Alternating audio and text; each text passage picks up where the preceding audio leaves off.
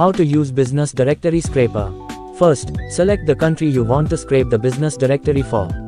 After selecting the country, you can enter multiple directory website URLs. Next, open your browser, like Chrome, and search for Yellow Pages or any other business directory. Click on the first result that appears, search for your desired category, like plumber, doctor, etc., and press enter. Once the results are displayed, copy the URL from the address bar. Paste the copied URL into the provided text area on the scraper tool.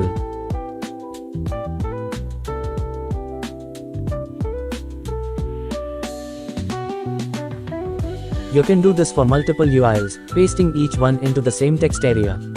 Now, click on the search button to start the scraping process.